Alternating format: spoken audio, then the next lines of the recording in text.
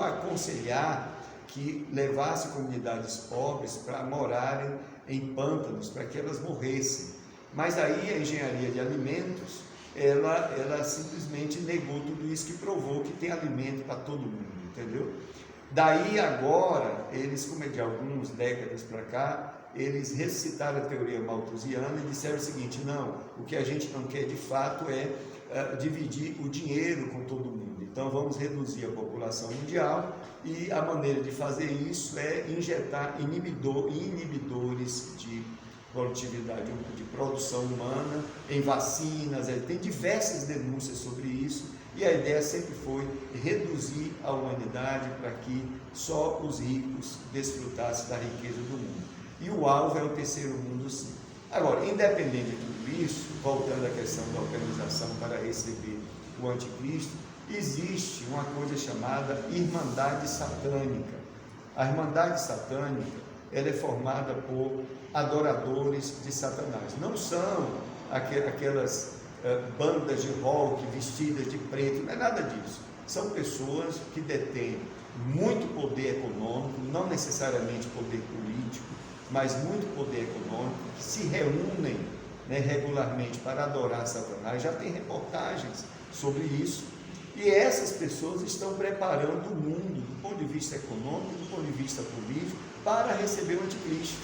Essa Irmandade Satânica é a que lidera todas as organizações secretas, entre elas a própria maçonaria, né? Há denúncias sobre isso. Então, tem Illuminati, tem diversas outras organizações estão envolvidos que só são braço dessa organização satânica que quer trazer o anticristo aqui. Então, não precisamos ser inocentes sobre isso, basta olhar a palavra de Deus. O anticristo, ele vai surgir num ambiente favorável a ele, e tem gente preparando esse ambiente para ele chegar.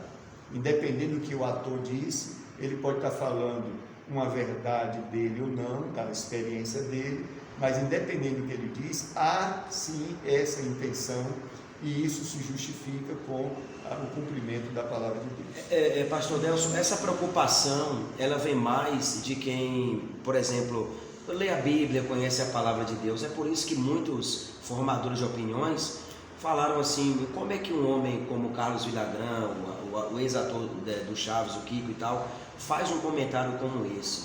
Então, em cima dessa conversa que nós estamos tendo sobre isso, eu vou te fazer uma outra pergunta antes da gente chegar na terceira pergunta. Na sua opinião, o anticristo, ele já está na terra e vai ser revelado? Essa é uma opinião que eu preciso que você traga para nós. E se a igreja será arrebatada, na sua opinião, antes dele ser revelado? Bom, aí você mexeu com um bocado de linha teológica, né?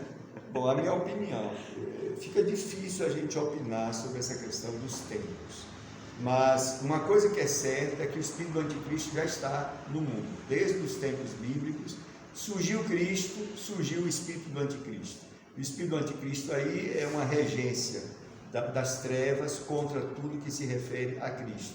Esse espírito do anticristo, ele opera nas diversas, digamos assim, etapas do tempo e nas diversas instituições que existem na face da terra, inclusive na igreja. Inclusive nas igrejas, o espírito do anticristo pode estar agindo, sim, influenciando, etc. Outra coisa é dizer se o anticristo está vivo.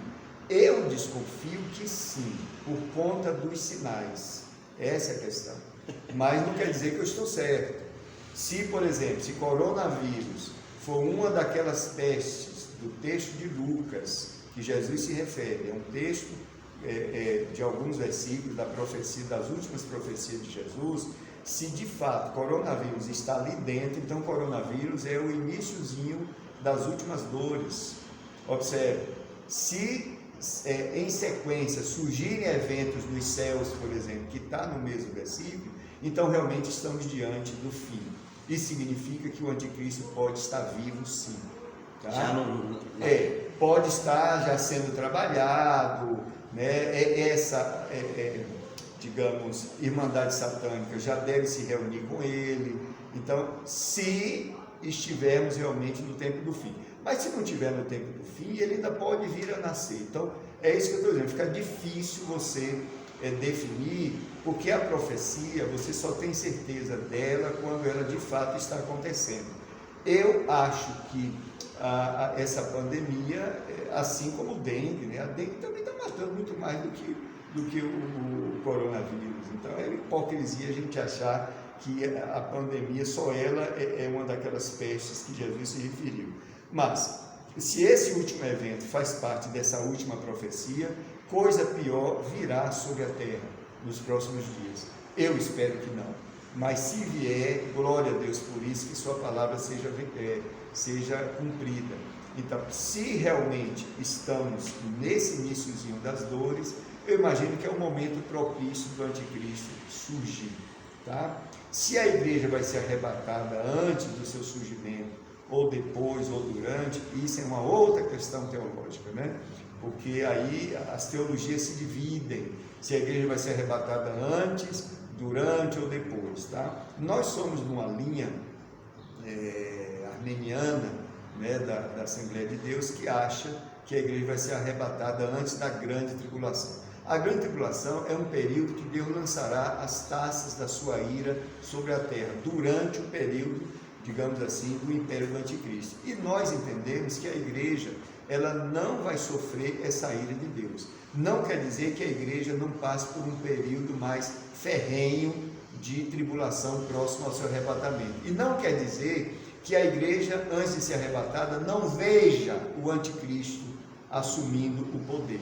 Ainda tem esses aspectos. E não significa também que Satanás, que é um grande estrategista e enganador, o maior enganador é ele, não produza um anticristo falso para fazer coisas completamente contrárias daquilo que a palavra de Deus prediz, e isso para confundir a própria igreja. Satanás é capaz de tudo. Então estamos diante desse quadro. O que a igreja tem que fazer é entrar na presença de Deus e continuar adorando o Senhor. Pastor Delson, o tema agora é a igreja fechada. Certo. Na sua opinião, as igrejas que ainda continuam, já se faz o que praticamente, estamos em mais de um mês, que é propagada a quarentena, o isolamento social, e na sua opinião, as igrejas que insistem em estar fechadas, você acha que as igrejas que continuam fechadas estão erradas, devem reabrirem, ao menos que seja com 10 ou 15 ou 20 pessoas nos cultos? Qual seria a sua opinião e também o seu conselho para as igrejas, principalmente as denominações que aglomeram maiores pessoas, como 300, 400, 1000 pessoas? Será que não poderia ter uma estratégia para abrir cultos diários e retomarem as atividades religiosas? Ou você acha que deve continuar fechadas, como muitas ainda no Brasil afora continuam fechadas? Bom, eu tenho primeiro que ajustar algumas ideias aqui. Por exemplo, igreja. A igreja nunca será fechada. A igreja é o corpo de Cristo, tanto que ela está funcionando nas casas, não é isso? Então, o que a gente está falando é dos templos, denominações, etc. A segunda o fato de ter fechado não quer dizer que estavam erradas. Isso foi um entendimento inicial que as pessoas tiveram, talvez por falta de informação. A minha opinião é que abram. Por que a minha opinião é que abram? Porque nesse estado, né, tem um decreto do governador que permite 50 pessoas. Então, o que a gente pode fazer é organizar, né, os cultos de maneira que 50 pessoas possam ir e não se contaminar.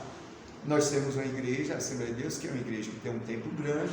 As pessoas estão indo, estão ficando afastadas, né, umas das outras, não se cumprimentam como se cumprimentavam antes, e o culto está acontecendo. Porque, de fato, a igreja ela não pode fechar, nem a denominação, no sentido do templo, porque é um lugar de conforto espiritual, é um lugar que as pessoas encontram, né, a palavra de Deus, e às vezes elas não se conformam, não se conformam com a coisa virtual. Ela quer estar entre os irmãos, ela quer conversar com as pessoas. Então, a minha opinião é que se abram de uma maneira organizada. Graças a Deus, o nosso prefeito não baixou seu próprio decreto fechando as igrejas, ao contrário de muitos no estado da Bahia, que aproveitaram para perseguir as igrejas e fechar as igrejas. Mas enquanto houver permissão, eu acho que pode funcionar, atendendo todos os cuidados. Por exemplo, aconselhar os mais velhos, que têm debilidades, a ficarem em casa. E aí, o que é que o pastor pode fazer? Telefonar para eles. Pastor ganha para isso, para cuidar das pessoas. Telefone para o idoso, dê uma palavra de Deus, faça uma pregação, coloca num CD, manda para o idoso, que às vezes ele não tem a internet. Cuidar dessas pessoas para elas não serem abandonadas. Manda um irmão lá levar uma ceia, né? E então, proteger essas pessoas e as outras que venham à igreja de uma forma organizada. A gente não pode simplesmente fechar, porque é um lugar onde as pessoas procuram, tá? É isso que eu penso.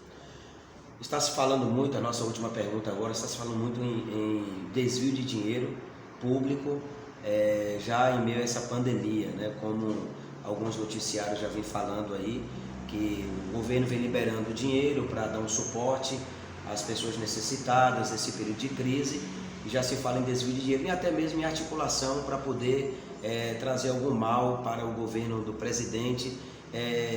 Você acredita que realmente, pastor Delson, existe realmente essa articulação por parte de muitos políticos que são considerados como corruptos para tentarem destruir, desmoronar, desconstruir o governo do presidente em meio a essa pandemia? Você acredita que existe essa articulação por baixo disso aí? Qual é a sua opinião? Primeiro, eu queria falar o seguinte: os políticos, nesse momento de crise, eles estão mostrando de que material eles são feitos, tá? Só pensam em si, tá? Não estão em nenhum momento ponderando a fraqueza do povo brasileiro, a necessidade, a fragilidade do povo brasileiro nesse momento, só pensam nele, tá? Na realidade, eles são aves de rapina, né? Aves de rapina que vêm mesmo para explorar, é isso que está claro. E eu acho que há sim interesse político e interesse financeiro. Quando aprovarem os bilhões, e está caminhando para trilhão, para 1 trilhão, quando conseguirem aprovar, vai acabar a quarentena, minha gente. Será que vocês não perceberam isso? Essa quarentena toda é para pressionar o governo, para liberar dinheiro, e muito dinheiro, para os estados e municípios, para eles fazerem compras e serviços, contratarem serviços e compras, etc., sem licitação, superfaturamento. Observe o que está por trás de tudo isso. Isso porque a lei permite, em casos de emergência, em casos de urgência, de pandemia, é possível sim, né, usar o dinheiro público sem licitação. Eles encontraram essa brecha aí para meter a mão no dinheiro do povo. E é isso que o presidente Bolsonaro quer impedir. Então tem uma trama de Rodrigo Maia, que daqui a 6 meses perde o mandato, ele não quer perder de jeito nenhum, né? Aí tem Alcolumbre lá do Senado, o próprio STF, que está envergonhando o país, né? Estamos com vergonha do STF. Todos eles estão tentando dar um golpe, não tenha dúvida disso, eles estão tentando dar um golpe para tirar esse presidente que é contra a corrupção. É importante ser dito que a velha política sempre foi baseada na mentira, na troca de valores, na troca de na corrupção, troca de favores, muito dinheiro, mas muito dinheiro na mão dessa gente, dessas aves de rapina, e o povo sofrendo, minha gente. Então aí, qual é o grande problema com o Bolsonaro? Disseram que quando Bolsonaro, descobriram que o Bolsonaro, quando tinha 5 anos, chamou a mulher de gorda. Qual é a criança, se é que isso é importante, qual é a criança que não fala asneira, meu Deus do céu? Aí querem prejudicar um governo que governa uma nação com esse fato de que lá, quando era uma criança, ele chamou alguém de gorda. Você vê que ao longo do governo Bolsonaro a gente tem presenciado diversas tentativas da esquerda de derrubar esse homem, com a justificativa de que ele é homofóbico, todas essas, homofóbico, né? Violento, etc. E tudo isso, o que é que está por trás? É aí onde está a inteligência. A inteligência, ela precisa perceber os fatos que estão por trás dos fatos que são publicados, né? Em ciência a gente fala, a ciência que a gente publica é aquela que não é publicada, porque você não pode publicar. Então o que está por trás dos fatos é que aparece alguém que ao longo de 20 e tantos anos esteve combatendo corrupção, e essa pessoa agora chegou no poder e ela representa uma ameaça a esse sistema. Só que uma pessoa que a gente está vendo ao longo do seu governo tentativas diversas para beneficiar o nosso povo.